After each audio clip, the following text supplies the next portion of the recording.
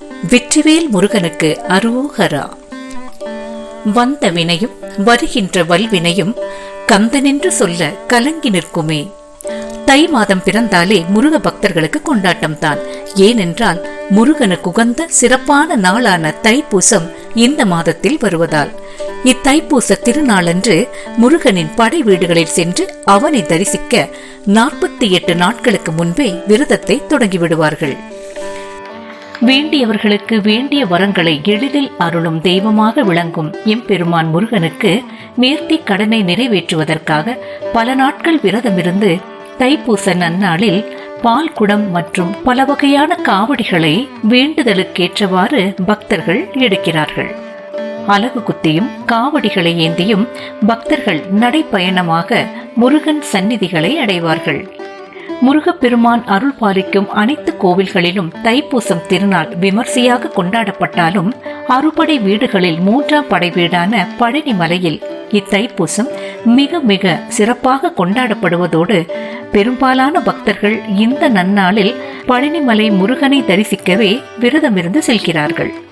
இதற்கு காரணம் என்னவென்றால், தேவர்களையெல்லாம் துன்புறுத்தி வந்த அசுரர்களை வதம் செய்வதற்காக அன்னை பார்வதி தேவி தன் சக்தியையும் ஆற்றலையும் ஒன்றிணைத்து அதை வேலாக மாற்றி அந்த ஞான வேலை வேலவன் முருகனுக்கு வழங்கியது இந்த பழனிமலையில்தான்.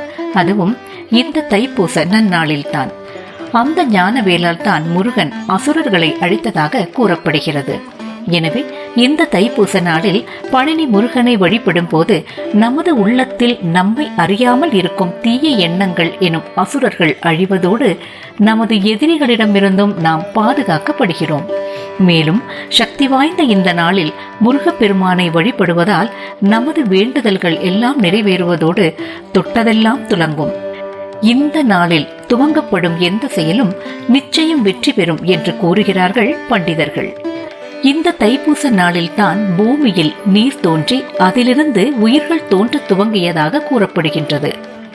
இந்த நன்னாளில் தான் முருகப்பெருமான் தனது தந்தையான சிவபெருமானுக்கு பிரணவ மந்திரத்தின் பொருளை உபதேசம் செய்ததாக கூறப்பட்டுள்ளது. அன்னை பராசக்தியிடம் வேல் வாங்கி கையில் வேல் தாங்கி முருகன் நின்ற தினமும் இன்றுதான். அகத்திய முனிவருக்கு முருகப்பெருமான் தமிழை கற்பித்ததும் இந்த நாளில்தான்.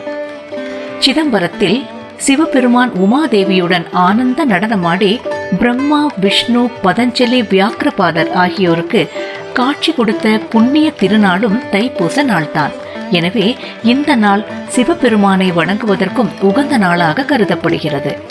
6 முகங்களாக 6 குழந்தைகளாக கார்த்திகை பெண்களிடம் வளர்ந்த கார்த்திகேயனான முருகப்பெருமான் ஒரு முகமாக ஐக்கியமாகி நமக்கு காட்சி அளித்த நாளாக இந்த நாள் போற்றப்படுகிறது. மேலும் வள்ளியை முருகப்பெருமான் மனம் முடித்ததும் இதே நாளில்தான். தன்னுடைய தவத்தின் பயனால் திருத்தணி முருகப்பெருமானை கண்ணாடியில் தரிசனம் கண்டு உலக மக்களுக்கு சன்மார்க்கத்தை ஞானத்தை வழங்கிய வள்ளல் பெருமானான ராமலிங்க அடிகளார் ஜோதியில் 2 கலந்து இறைவனோடு ஒன்றிய நாள்தான் இந்த தைப்பூச திருநாள். எனவே இந்த தைப்பூச திருநாளில் வள்ளலாரை வழிபடவும் மிகவும் சிறந்த நாளாக கருதப்படுகிறது. இந்த தைப்பூச திருநாளில் எவ்வாறு முருகப்பெருமானை வழிபடலாம் என்பதை பற்றி பார்ப்போம்.